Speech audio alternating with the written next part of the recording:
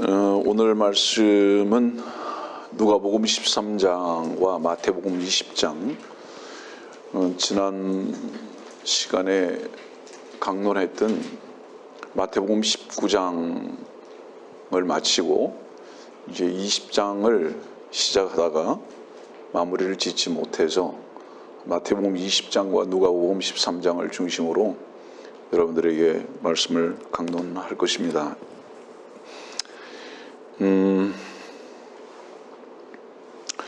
우선 에레미야 10장에 있는 말씀을 잠깐 보겠습니다. 이게 오늘의 본문 말씀은 아니지만 이 말씀을 오늘 아침에 묵상하면서 몇 가지 좀 생각해 본 부분이길래 여러분들에게 잠시 전합니다. 예레미야 10장 23절의 말씀 보니까 오 주여 인생의 길이 그 사람 안에 있지 아니함을 내가 아나이다. 그의 걸음을 인도하는 것이 걷는 그 사람 안에 있지 아니하나이다.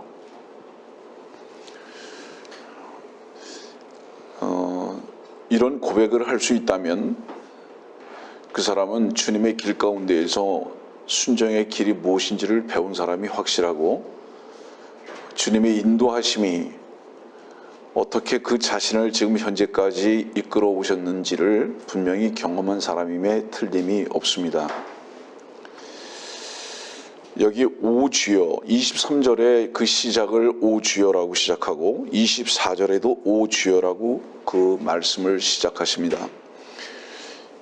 이 말씀을 보통 이제 한국의 그 모임이 있어요. 워치만리 그룹 중에서 조금 옆으로 비껴져 있는 모임이지만 왕중생 모임이라는 모임이 사실은 이 미아리에서 시작된 모임인데 그 모임에 모이는 분들은 아멘이라는 어떤 단어보다는 오주여를 많이 씁니다. 오주여, 오주여 이거 많이 쓰거든요. 그 내용이 참 좋은 내용이죠. 근데 제가 오늘 이 에레미야 10장에 있는 이 말씀을 잠깐 읽으면서 인생의 길이 그 사람의 안에 있지 아니함을 내가 아나이다. 그의 걸음을 인도하는 것이 걷는 그 사람 안에 있지 아니하나이다. 우리는 우리 속에 생각하고 계획된 대로 살 수 있다고 생각하는 오만이 있기 때문에 그렇기 때문에 몸부림을 칩니다.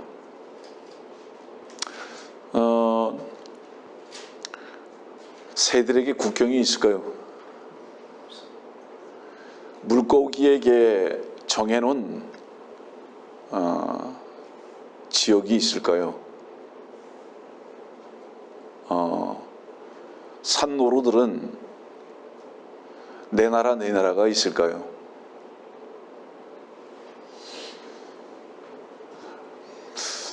며칠 전 목사님과 같이 철원을 갔습니다. 많이 추웠어요.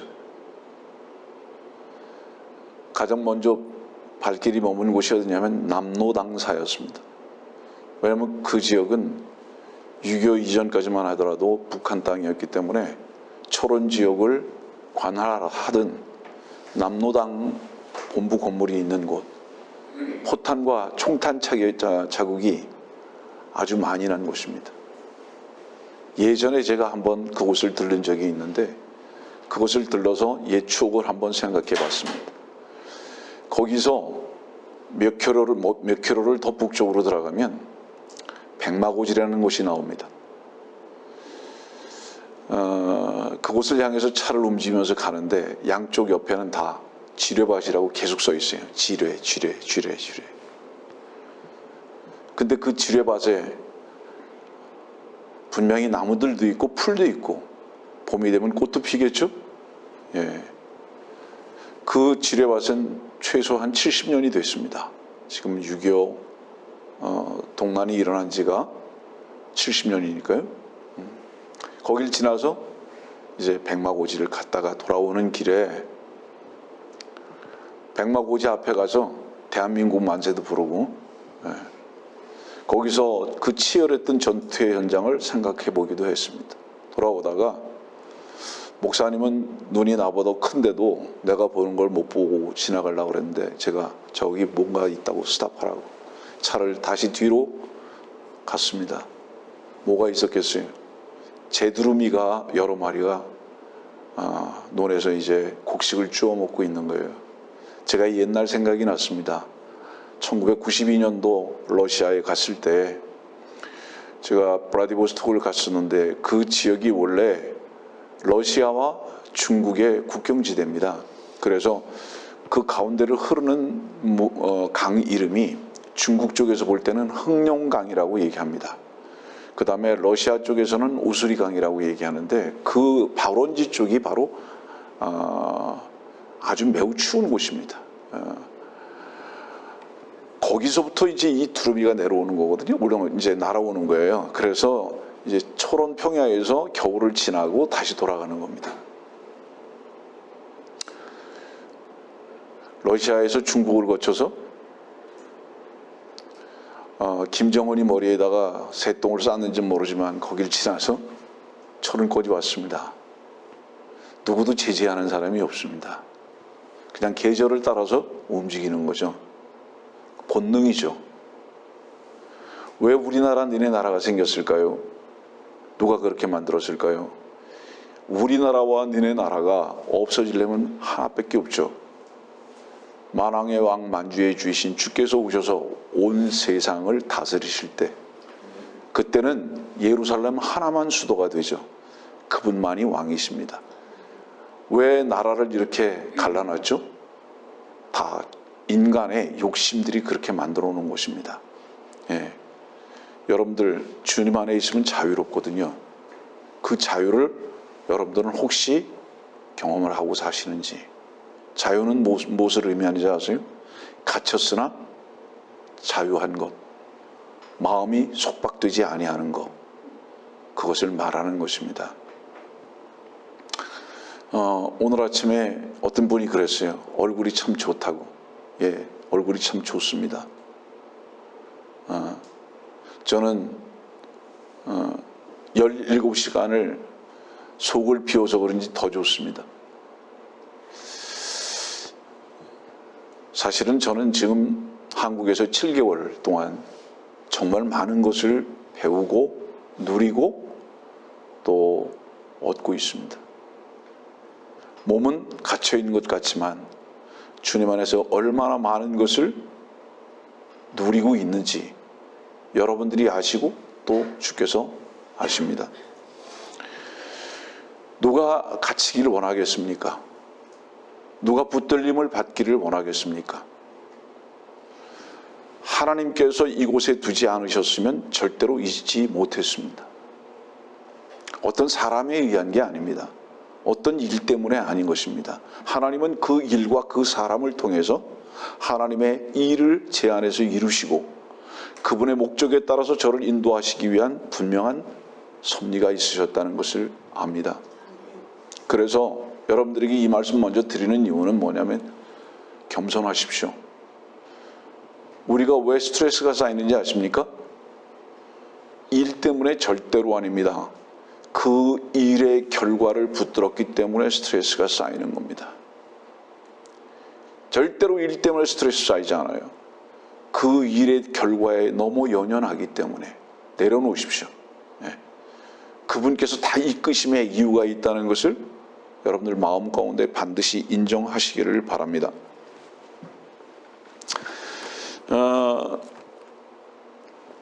혹시 여러분들 기회가 있으면 룻기를 한번 보세요. 매우 유익한 책입니다. 이 룻기에 등장하는 인물들 중에 아주 아름다운 여인들이 있죠. 그 룻기에 이제 나오미가 먼저 등장하는데요. 남이 이렇게 부르기도 하는 이 나오미. 이 나오미는요, 이스라엘로서 모압 땅으로 그 남편과 아들들을 데리고 갑니다. 여러분들 알죠? 그런데 거기서 얻을 게 없어요. 얻을 게 없을 정도가 아니라 남편도 아들도 다 죽습니다. 남은 게 아무것도 없어요. 이스라엘의 방랑을 의미합니다. 그러다가 이 나오미는 예루살렘에서 하나님께서 은총을 베풀고 계시다는 소식을 듣고 그의 며느리 룻과 함께 다시 예루살렘으로 돌아옵니다. 다시 말하면 이것은 무엇을 의미하느냐 하면 전 세계에 방랑하던 이스라엘 민족이 주님의 은혜로 회복되어지는 것을 보여주고 계십니다. 그래서 이제 룻과 함께 돌아와서 거기서 누구를 만나죠? 보아스를 만나게 됩니다. 여러분들이요, 오늘 이 예레미야와 룻기를 먼저 여러분들에게 말씀드리는 이유가 뭐냐면 우리 안에 있는 욕심들과 걱정들과 우리 스스로로 무엇인가 결정되어진 그 결과가 어떠했던 것인가라는 것을 보여주고 계십니다. 하나님께서는 우리 안에서 길이 되기를 원하시지만은 그러나 우리는 우리 스스로 무엇인가를 발걸음을 결정하려고 합니다. 그 결과는 언제나 실패입니다. 그러나 그 실패는 하나님께서 우리들에게 주어지셨던 그 실패는 무엇을 뜻하느냐? 예루살렘이라는 풍성한 곳으로 다시 이끌어 가시기 위한 주님의 선대하심이라는 것을 이제 나중에 알게 됩니다. 왜냐하면 그곳에는 보아스라는 놀라운 은혜의 상징을 준비해 놓고 계시기 때문입니다. 여러분들이요, 베드로의 실패를 통해서 무엇을 배웁니까? 바울의 실패를 통해서 여러분들은 무엇을 배웁니까? 왜 하나님의 종들은 모두가 다 처절한 실패 끝에 주께서 종으로 쓰실 수밖에 없을까요? 이유는 무엇일까요? 종은 여러분들 반드시 여러분들 마음 가운데에 새기시기 바랍니다. 이 땅에 있는 동안은 우리는 종입니다. 예? 하나님의 아들들은 법적인 상속권을 말하고 있지만은 아직은 하나님의 아들들의 위치에 있지 못합니다. 예. 주님께서 이 땅에 다시 계시록 19장에 다시 만왕의 왕 만주의 주로 오셨을 때 비로소 우리는 그 아들의 지위를 실질적으로 회복할 것이지만 지금 몸을 입고 있는 현재 이 세상에서의 우리는 위치는 어디가 되어야 하는지 아십니까? 종입니다. 그런데 우리는 한번 돌이켜보세요. 무엇으로 살죠? 종으로 살지 않아요. 주인된 위치에서 살라고 합니다. 다 자기가 자기의 문제를 결정하고요. 모두가 다 자기의 문제예요. 모두가 다 자기의 문제라는 것은 자기가 주인이라는 것을 반증하는 것입니다. 종은 자기의 일이 없어요. 모두가 다 주인의 일일 뿐입니다. 자, 그러면 자기라는 계획과 자기의 발걸음에서 처절한 실패를 맛보지 아니하면 하나님께서는 그를 종으로 쓰실 수 없다는 것을 보여주고 계십니다. 그래서 우리가 이 땅에서 실패를 두려워하지 마십시오. 이유가 무엇이냐? 하나님께서 우리를 참으로 종되게 하시기 위한 선대하심이다라고 믿으십시오. 그리고 그 종의 위치는 하나님과의 일치된 것이고 영광된 그 길이라는 것을 절대로 잊지 마시고 오히려 찬송하고 주님의 영광 가운데 감사를 배워나가는 여러분들이 되기를 바랍니다. 마태복음 20장으로 이제 좀 넘어가 보겠습니다. 마태복음 20장의 말씀을 보면 16절 말씀 보니까 그러므로 나중된 자들이 먼저 되고 먼저 된 자들이 나중되리라. 이 말씀이 왜 여러분들은 제대로 배우지 못했고 교회에서 이렇게 왜곡되었었던가 하는 것을 잠시 돌아본다면 성경에서 말씀하고 있는 특히 오늘 지금 우리가 다루고자 하는 것, 이 마태복음 20장과 누가복음 13장에 있는 이 말씀은 이스라엘은 민족과 교회라는 하나님의 은혜에 의해서 등장되어지는 베드로 사도가 말씀하고 계시는 독특한 백성에 대한 부분입니다. 네. 이 독특한 백성인 교회는 항상 나중이었으나 먼저가 되는 겁니다. 그래서 마태복음 20장과 누가복음 13장에 말씀하시는 순서가 바뀌어지는 것은 여러분들이 예전에 교회 다닐 때 그것을 이렇게 배웠을 거예요. 전부 다 예배당 먼저 나온 사람과 늦게 나오는 사람, 그 사람의 믿음의 차이, 이렇게 배웠습니다. 그 이유가 뭔지 아십니까? 교회에서 하나님의 경륜을 가르치지 못했기 때문입니다. 예, 다시 말하면 하나님께서 유대인 이스라엘에게 먼저 하나님의 경륜을 펼치시고 그들이 주 예수 그리스도를 거부함으로 말미암아 그 하나님의 경륜이 교회로 넘어오고 교회가 모든 교회의 시대가 2000년 동안 계속되다가 계시록 4장에서 교회가 휴거되는 것을 보여주고 계십니다. 여러분들 배웠죠? 계시록 4장에서. 그래서 계시록 4장을 보면 잠깐 보겠습니다.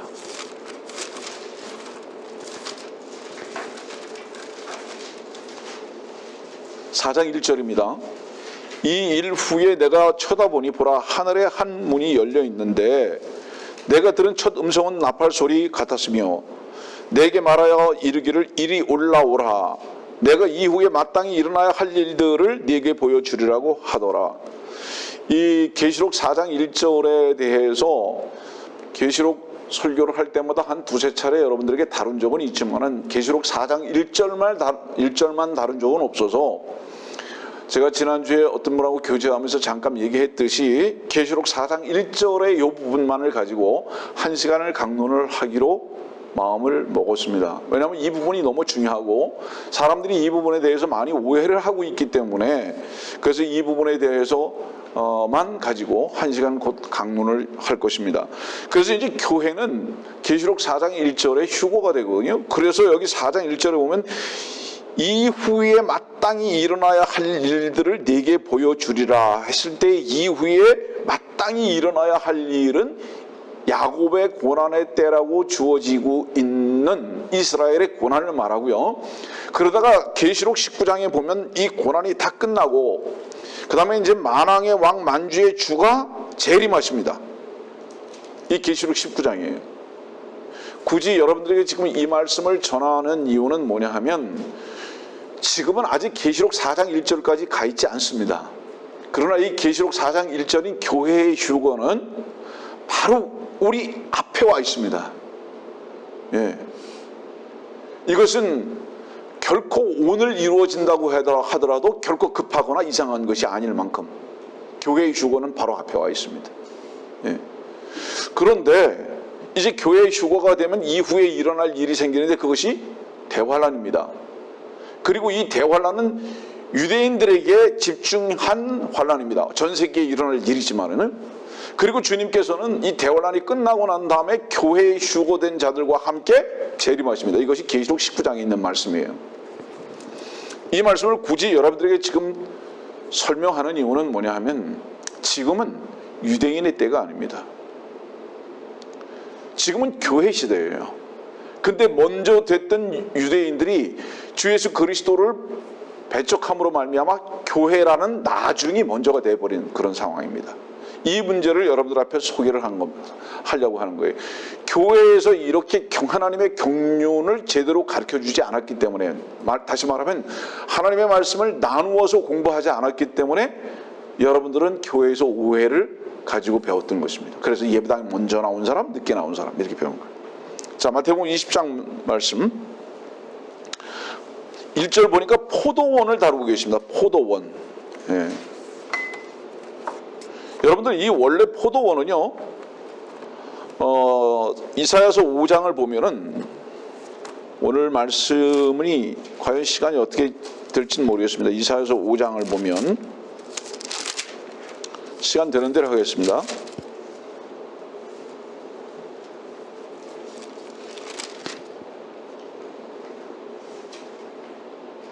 (5장 1절) 보면 끝에 보겠습니다. 나의 지극히 사랑하는 자는 심히 기름진 산에 포도원을 가졌도다.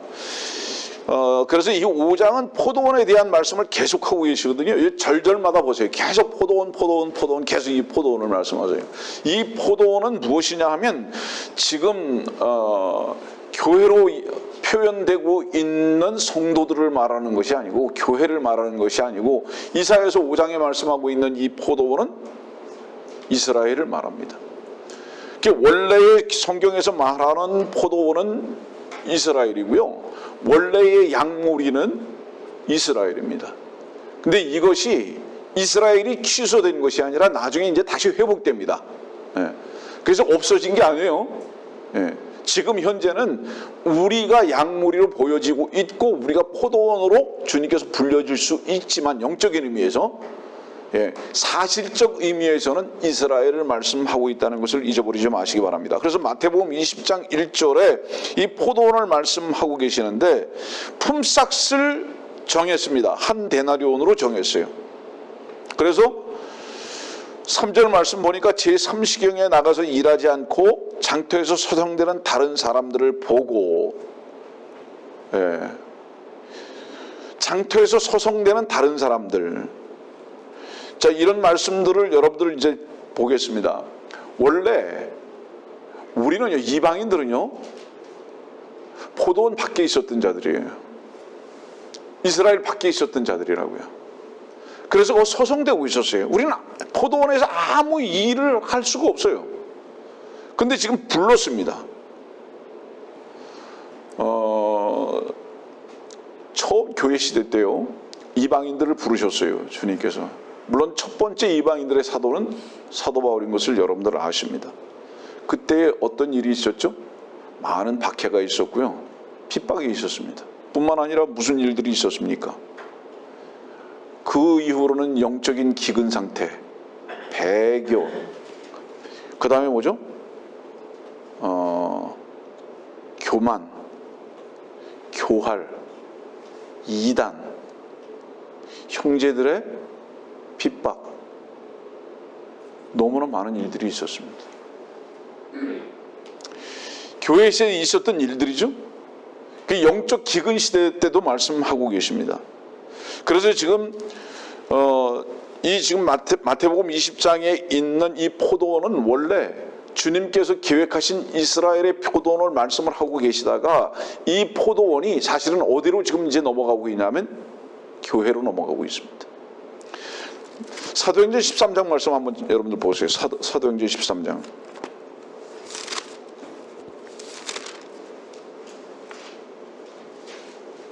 46절입니다.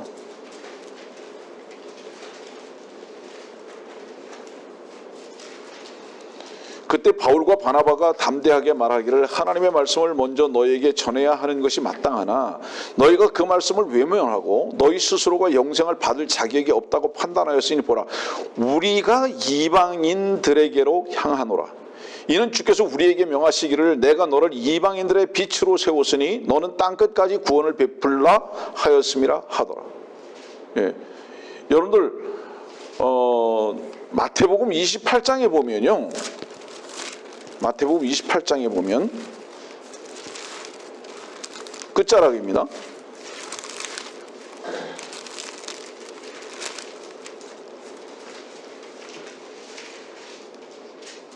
(19절) 말씀 보니까 그러므로 너희는 가서 모든 민족들을 가리키고 그랬습니다. 모든 민족들을 가리키고, 처음 제시되고 있는 모든 민족이죠.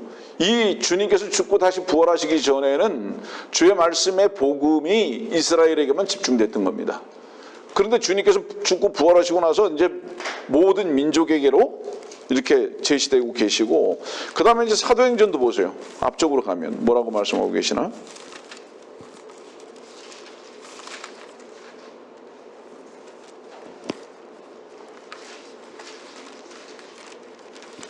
(1장 8절입니다) 그러나 성령께서 너희에게 임하시면 너희가 능력을 받으리니 그러면 예루살렘과 온 유대와 사마리아와 땅끝까지 이르러 내게 증인이 되리라고 하시니라. 드디어 땅끝이 나옵니다. 이건 해남이 아니고요. 땅끝까지 이르렀다. 지금 사도행전 13장에 있는 말씀을 보니까 47절에 너는 땅끝까지 구원을 베풀라 하였음이라 하더라. 그러니까 애초에는 어디였어요? 예루살렘에서 복음을 전한 거예요, 사도들이. 그러다 거기서 핍박이 일어나서, 누구에 의한 핍박이죠? 바로 이 땅끝까지 복음을 전하라고 부름을 받았던 사도 바울에 의해서 예루살렘에 교회에 핍박이 일어났잖아요. 그리고 다 흩어져서 불이 튀듯이 튀어져 가지고 사도 바울에 의해서 이제 사도행전 13장에 이런 말씀들이 제시되고요. 18장의 말씀도 한번 보세요. 사도행전 18장에도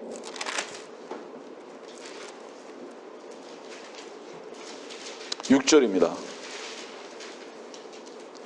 그러나 유대인들이 반박하며 모독하자 그는 옷을 털며 그들에게 말하기를 너희 피가 너희 머리로 돌아갈 것이요 나는 깨끗하니라. 이제부터는 내가 이방인들에게로 가리라 하더라.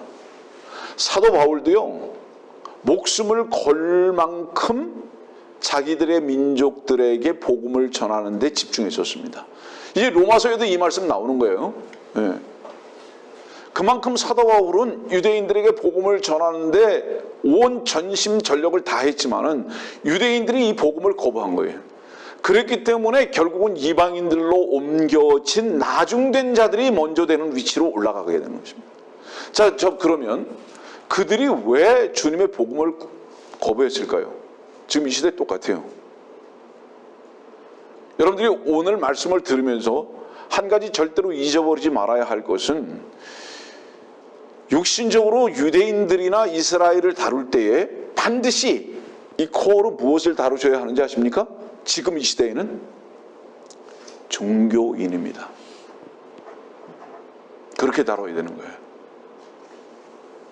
종교인들은요, 유대인들과 동일한 마음의 내용과 추구를 가지고 있습니다. 그게 뭔지 아세요?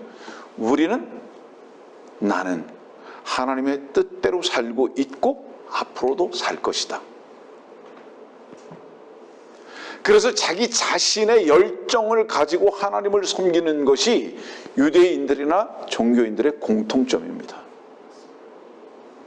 그런데 하나님께서는 그 부분을 어떻게 다루고 계시느냐 하면 여수론이라고 그렇게 말씀하시면서 목이 곧은 백성입니다.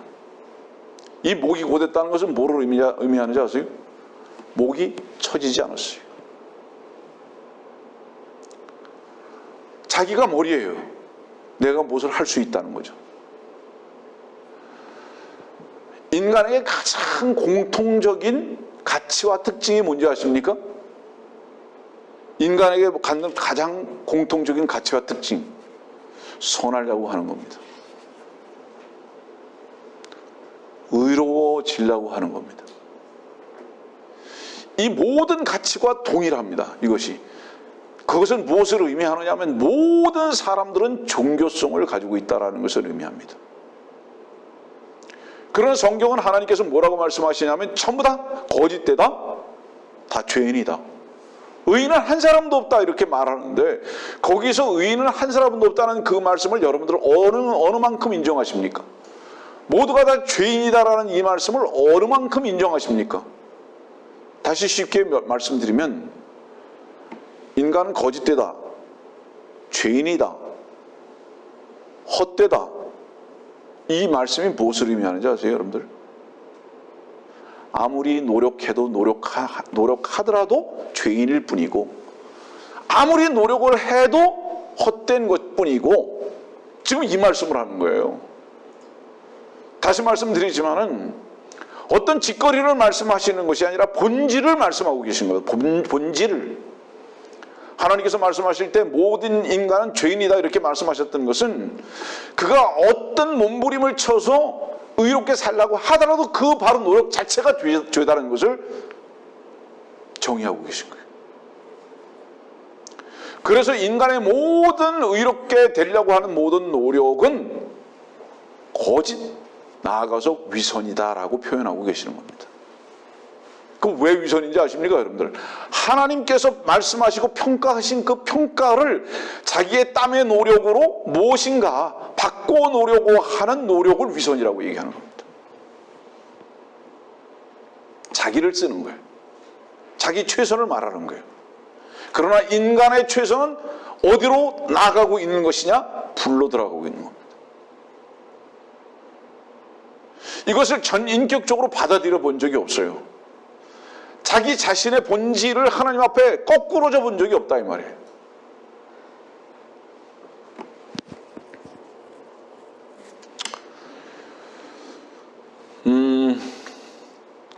마태복음 20장에 나중된 자들이 먼저 되고 먼저 된 자들이 나중되리라고 했을 때 이 나중된 자들은 이방인입니다.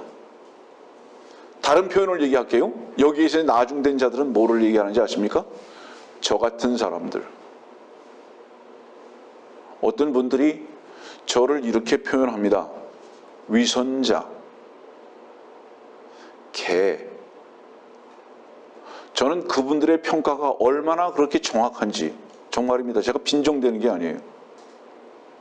저는 위선자입니다. 저는 개입니다. 그래서 그런 부분에 대해서 부끄러움이 없어요. 그런데 한 가지 아쉬운 거는 있습니다. 그게 뭔지 아세요? 그 위선자 안에 그 개에게 주신 주님의 은총을 발견할 수 있었으면 좋겠다 이겁니다. 전 참으로 그렇습니다. 그래서 그분들이 위선자의 얼굴이나 개와 같은 산만을 보는 것이 아니라 개와 같은 나를 알았기에 그분 앞에 굴복되었고 나의 모든 위선은 자랑이 아니라 죄라는 것을 주님 앞에 인정함으로 말미암아 주님의 손이 지금 현재 머물러 주고 계신 이 은혜를 볼 수 있게 되기를, 주님의 은혜의 시선 속에서 함께 볼 수 있게 되기를 정말로 간절히 바라는 것입니다. 저는 그분들 너무 정확하게 봤다.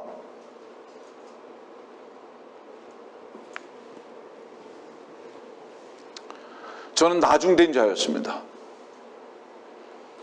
그러면서도 나중된 자였음에도 불구하고, 개였음에도 불구하고 전 종교인으로서 의롭다고 보여주고 싶은 삶을 얼마나 살았는지.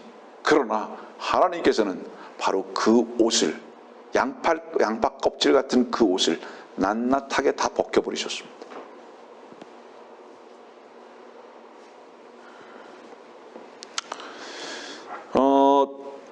그래서 독특한 백성이라니, 자, 베드로전서 한번 볼까요? 한번 잠깐 읽어봅시다. 베드로전서 2장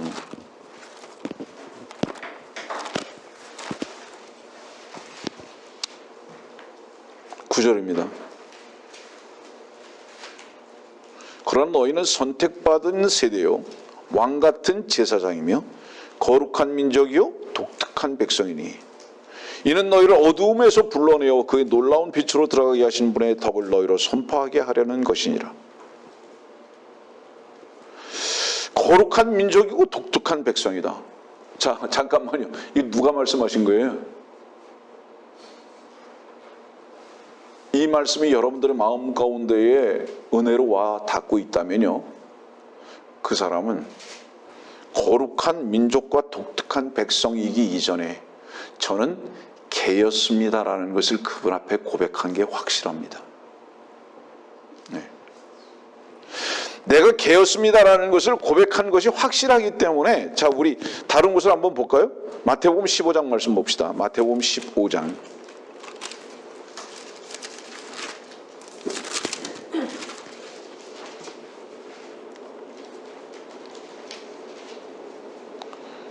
26절 27절입니다.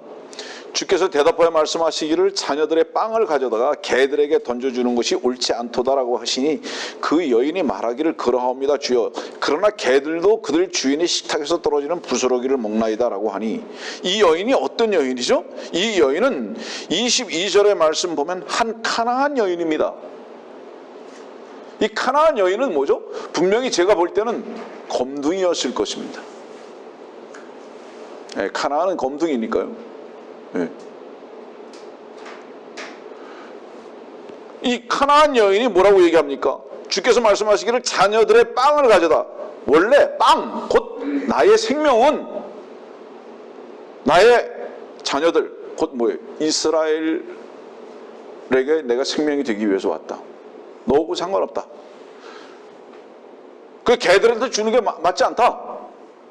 그랬더니 이 여자가 뭐라고 얘기합니까? 개들도 그들 주인의 식탁에서 떨어지는 부스러기를 먹나이다. 자, 주님의 생명의 양식을 먹으려면요, 전제가 있어요.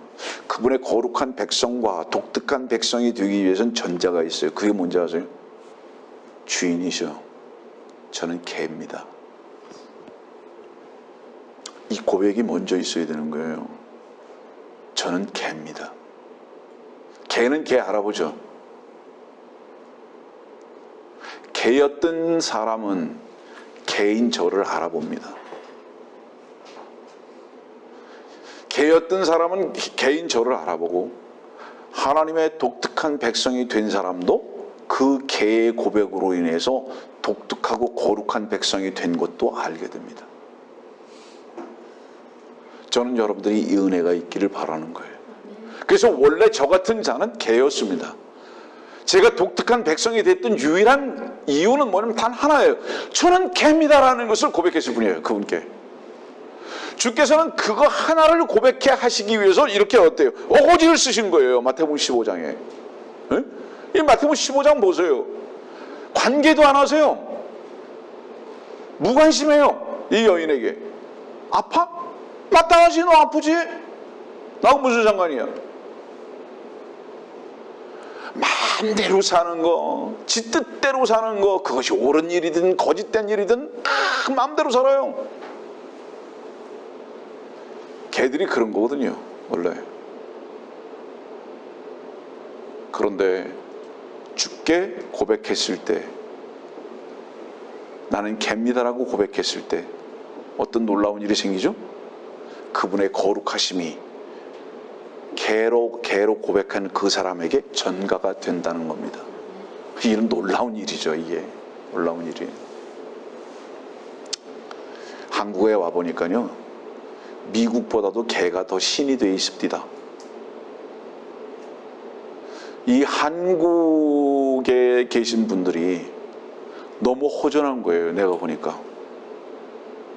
어떻게 볼 수 있느냐? 개한테 모든 마음을 다 쏟는 거예요. 정서가 개한테 다 가 있는 거예요. 특히 여자분들. 왜죠? 믿을 게 없는 거예요.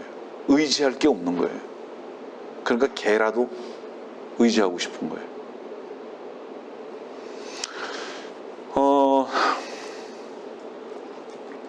다시 이제 마태복음 20장으로 가죠. 마태복음 20장 16절입니다.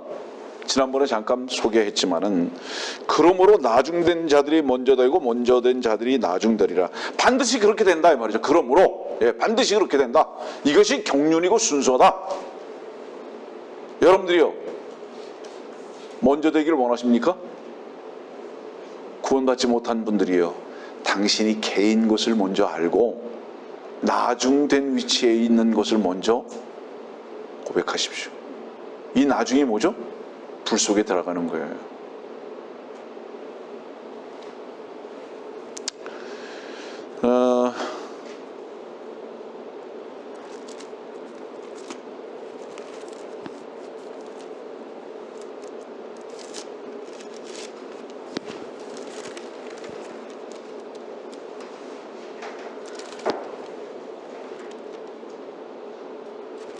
누가복음 13장으로 갑시다.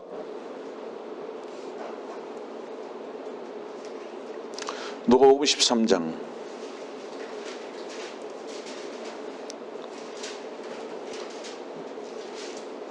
22절과 23절 그리고 30절 말씀 보겠습니다. 그 후 주께서 성읍과 마을로 다니시면서 가르치시고 예루살렘을 향하여 나아가시더라.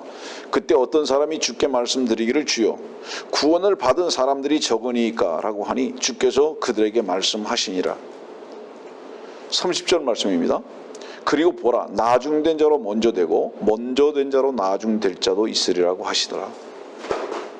여기도 순서가 또 바뀌어요. 이 누가복음 13장에 있는 말씀을 여러분들에게 강론하고 이제 결론을 내리겠습니다.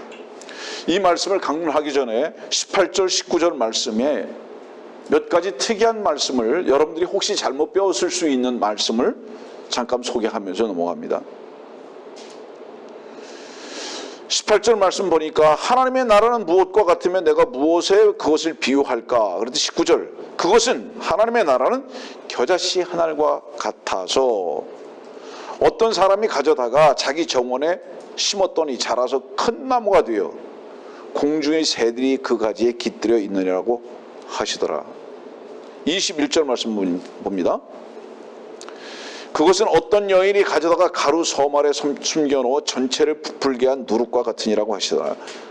자, 여기서 몇 가지 단어에 여러분들 주목하시기 바랍니다. 19절 말씀에 겨자씨와 새들, 겨자씨가 큰 나무가 되는 겁니다. 그 다음에 새들이 그 가지에 깃들여지는 것. 그 다음에 21절 말씀 보니까 어떤 여인이 누룩하고 함께 제시됩니다. 이 말씀은 조금 뒤집어서 설명을 할게요. 누룩이 뭔지 아세요? 성경의 누룩은요, 혹시 집에 가셔서, 여러분들 숙제입니다. 성경의 누룩에 가장 잘 제시되고 있는 것이 출애굽기 12장입니다. 출애굽기 12장의 말씀을 보면 무교절이 나와요. 그 무교절이 나오는데 이 무교절이라는 거 뭐죠? 누룩 없는 빵입니다. 제가 아침에 먹는 거. 예. 목사님 뭐죠? 무슨 빵 먹죠 우리? 무슨 베이글입니까? 이스라엘 사람들 먹는, 예? 누룩 들어가지 않은 빵. 맛없다 그러죠? 아주 맛들었어요. 예. 저는 그래서 나중에라도 베이글 열심히 먹을 겁니다. 근데 그 베이글 보면 가운데 구멍이 뚫렸잖아요. 왜 그렇죠? 그 왜 가운데 왜 구멍이 뚫렸을까요? 혹시 모르죠? 이스라엘 사람들이요, 그 모자 위에 보면은 빵 모자가 있잖아요. 이렇게 빵 모자. 근데 그거 이렇게 완전히 감춰져 있거든요. 이렇게 닫혀 있어요. 근데 그 베이글이 왜 뚜껑을 열었는지 아세요? 주님을 바라보려고. 하늘을 바라보는 거예요. 네. 그래 여기 지금 혹시 나중에 출애굽기 12장 가면 이제 누룩이 나오는데요. 누룩 없는 빵이 나오잖아요. 그게 무교절이라 그러잖아요. 이 무교절은 유월절 끝나는 날부터입니다. 그러니까 유월절 끝나는 바로 그 날부터 무교절이 시작되는 거예요. 주님의 죽으심과 다시 사심에 대한 생명의 빵을 말씀하고 계시는데, 생명의 빵은 뭐죠? 누룩이 없어요. 여러분들 성경을 보면서 여러 차례 배웠을 겁니다. 서기관과 바리새인들의 누룩 그랬잖아요. 근데 이 누룩이요, 전체를 부풀게 했습니다. 누룩이. 이 말씀은 무엇을 의미할까요? 여러분들 지금요, 주의 생명의 말씀이 없어요.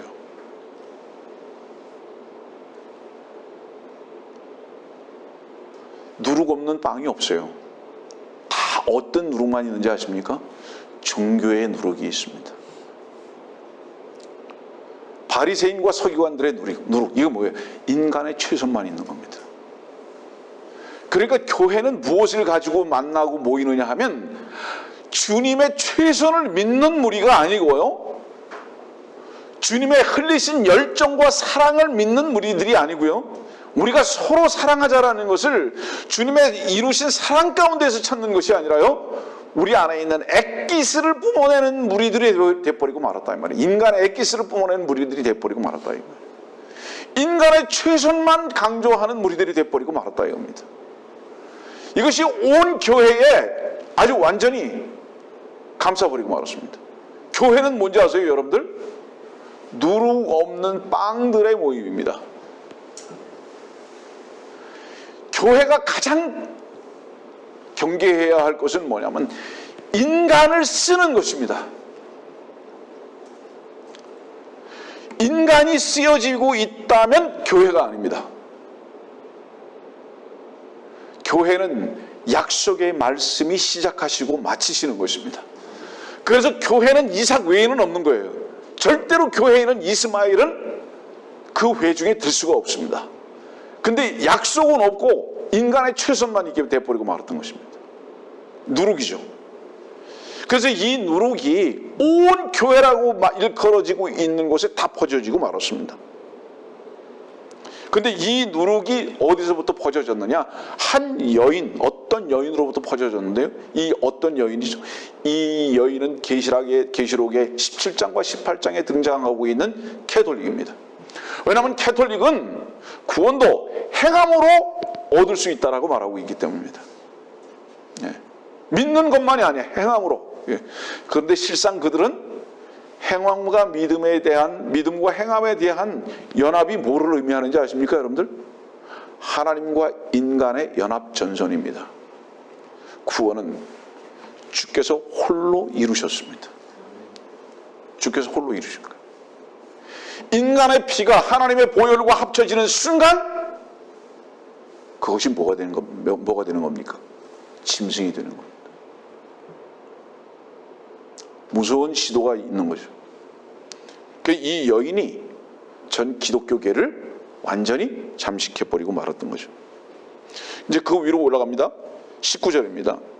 겨자씨 한 알이 나오고 큰 나무가 나오고 새들이 나옵니다. 이 겨자씨, 이게 뭘까요? 겨자씨는요, 채소예요.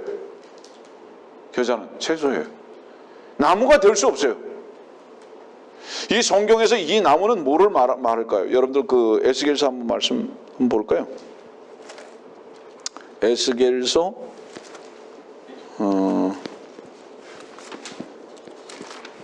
31장, 시간이 많이 갔으니까 이것만 보고 가능하면 말씀을 안 읽겠습니다. 여러분들 그 에스겔서 31장을 보면 계속 나무가 나오거든요. 그 다음에 6절 말씀 보니까 하늘의 모든 새들이 그의 큰 가지들의 둥지를 만들며 그의 작은 가지 아래는 들의 모든 짐승들이 그들의 새끼들을 낳으며 그 그늘 아래는 모든 큰 민족들이 거하였느니라 그랬습니다. 이 나무와 새들과 가지들이 나옵니다. 이 나무는, 성경에서의 큰 나무는 나라를 가리키고 있습니다. 이 나라가 어떤 나라인지 아세요? 계시록 18장으로 가보세요.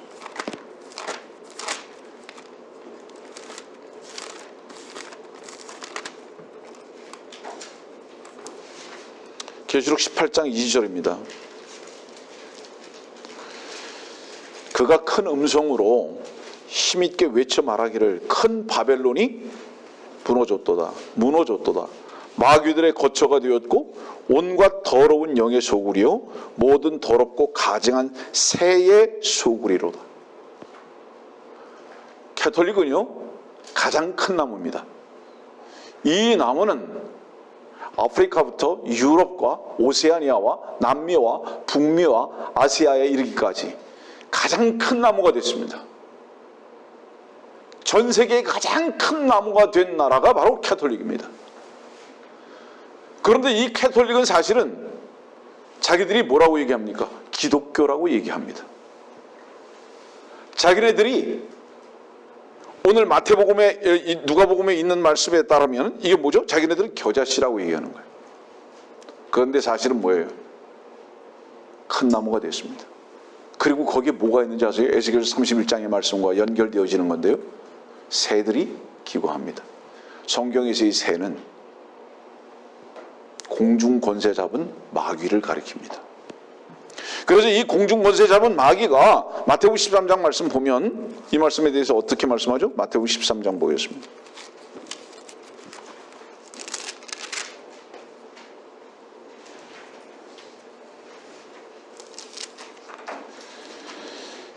어, 13장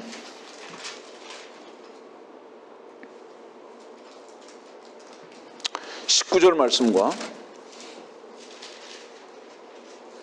누구든지 왕국의 말씀을 듣고도 깨닫지 못할 때에는 악한 자가 와서 그 사람의 마음에 뿌려놓은 것을 빼앗아 가나니 길가에 씨가 뿌려졌다는 것은 곧 이 사람을 두고 말하는 것이요.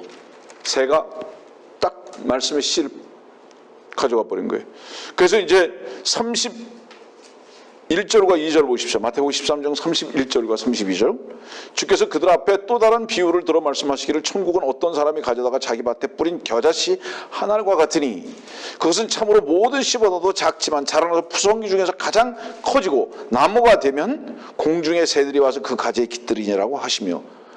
자, 여러분들, 이게 교회에서 어떻게 이것이 말씀으로 전달되어지고 있느냐. 이 새들을요 마귀로 표현하지 않아요. 꼭 무엇으로 표현하죠? 어렵고 힘든 사람들이 와서 다 쉬는 곳으로 표현하고 있습니다. 예? 이렇게 거꾸로 말하고 있죠. 하나님의 말씀을 이렇게 왜곡하고 가리키는 자들. 성경에서의 새와 나무는 나라와 악한 마귀들의 존재를 말씀하고 있다는 것을 여러분들 아시기 바랍니다. 다시 누가복음 13장으로 가죠. 제 18절부터 21절 말씀을 대충 설명드렸고요. 22절 보니까 주님께서 예루살렘을 향하여 나가시게 됩니다. 그런데 그때 어떤 사람이 주께 말씀드리기를 주여 구원을 받은 사람들이 적으니까 라고 하니 주께서 그들에게 말씀하시니라. 구원을 받은 사람들이 적다. 구원에 대해서 관심이 있어요, 이 사람들이. 근데 구원에 관심 있는 이 사람들에게 뭐라고 말씀하시는지 아십니까? 놀라운 말씀하세요. 28절 보세요. 너희 자신은 쫓겨나는 것을 볼 것이니 그때에 울며 이를 갈고 있으리라. 구원에 관심이 있었던 바로 이 사람에게 지금 하시는 말씀이에요. 주님께서 구원에 관심이 있어요. 그리고 구원의 숫자도 지금 헤아리고 있어요. 적으니라. 몇 사람 구원받았지? 예를 들어서 보세요. 몇 명 구령했다. 이 사람들이 구원을 못 받았어요. 근데 이 사람들은 어떤 사람들인지 아세요, 여러분들? 26절 말씀도 보세요. 여러분들 놀라지 마세요. 26절. 너희가 말하기를 우리가 주의 면전에서 먹고 마셨으며 또 주께서도 우리의 거리에서 가르치셨나이다 라고 하리라. 주님과 함께 먹고 마셔서 교제도 했대요. 교제를 했다고 그러는데 주님은 모르는 자예요. 나는 너를 도무지 모른다고. 여기 27절 말씀 보니까 뭐래요? 너희가 어디서 온 자들인지 모른다. 주님하고 먹고 마셨는데 주님은 모른대요. 뭐를 의미하죠? 자기들끼리 논 거예요. 쉽게 표현하는 거예요. 주님하고 같이 먹고 마셨다고 하지만 자기들끼리 논 것이지 주님은 그 자리에 있지 않았단 말이에요. 그리고 뭐라고 또 이들이 말을 합니까? 26절 끝에 보니까 주께서 가르치셨나이다. 주님한테 직접 배웠대요. 주님께 직접 배웠다고 그러고 주님과 교제했다고 그러는데 주님은 모른다. 가르쳤다 그러는데 결국 그들이 뭐예요? 너희는 먼저 된 자들이기 때문에 너희들은 구원을 못 받았다. 무서운 말씀입니다. 지금 이 시대에 제가 교회에 있을 때마다 말하지만 가장 큰 문제 중에 하나가 뭐냐? 구원의 혼돈성입니다. 구원의 혼돈성입니다. 저는 오늘도 마지막의 말씀을 이렇게 전하면서 마무리할 생각입니다. 구원은 여러분들의 생각에 의해서 확증되어지는 게 아닙니다. 먼저 구원은 당신이 반드시 죽어야 할 자인 것을 알아서 그리스도의 죽음에 마땅히 동참된 적이 있어야 합니다. 여러분들이 개이기 때문에 결코 개로서는 하나님 앞에 설 수 없는 가증한 인간인 것을 먼저 인정해야 합니다. 그래서 나는 하나님 앞에 먼저 될 수가 없다.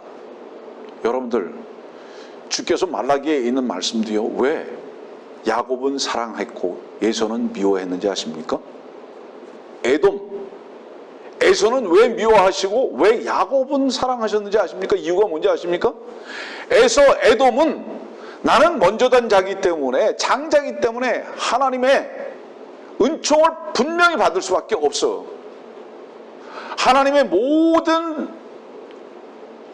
것을 다 누릴 수 있는 자격이 있다고 생각합니다. 무엇으로 인해서? 태어난 것으로 인해서, 자기 자신으로 인해서 이렇게 생각하는 거예요. 야곱은 어땠죠? 자기 힘으로는 안 돼요. 태어날 때부터 둘째예요. 그리고 자기 내면도 자기가 알아요. 야곱은 속이는 자예요. 거짓된 자예요. 자기로서는 아무 가능성이 없는 것을 야곱은 알아요. 우리가 먼저 주님 앞에 은혜를 받기 위해서 우리는 반드시 알아야 할 것 하나 있습니다. 그게 뭔지 아세요? 나는 결코 자격이 없는 자다. 주님의 일방적인 은총과 인정이 아니면 도저히 불가능한 존재라는 것을 여러분들이 전인격적으로 먼저 인정하셔야 합니다. 이런 것을 통해서 주님의 거룩한 백성이 된 자들, 독특한 백성이 된 자들, 이것이 교회입니다. 말씀을 마무리합니다. 육신적 이스라엘은 그들이 율법을 받았기 때문에 이스라엘이 됐죠. 그 율법을 주신 이유는 뭐죠? 율법을 지켜 행하다가 네가 죄인이고 저주 아래에 있다는 것을 발견해라라고 율법을 주신 것입니다. 근데 이스라엘은 오해했습니다. 나는 율법을 지킬 거야, 지킬 수 있어 라고 생각했던 겁니다. 그것이 먼저 된 자로서 나중이 됐고요. 이방인들은 뭐죠? 양심대로 살아라는 양심이라는 종교를 주었습니다. 양심대로 살아야지, 의롭게 살아야지, 선하게 살아야지, 결코 악하게 살지 말아야지라는 것을 의지를 통해서 이루어 나가고자 했던 무리들이 이방인들의 종교성들이었습니다. 그러나 그 양심을 주었던 이유가 무엇이냐? 나는 결코 이 양심에 비추어 봐서 개입니다.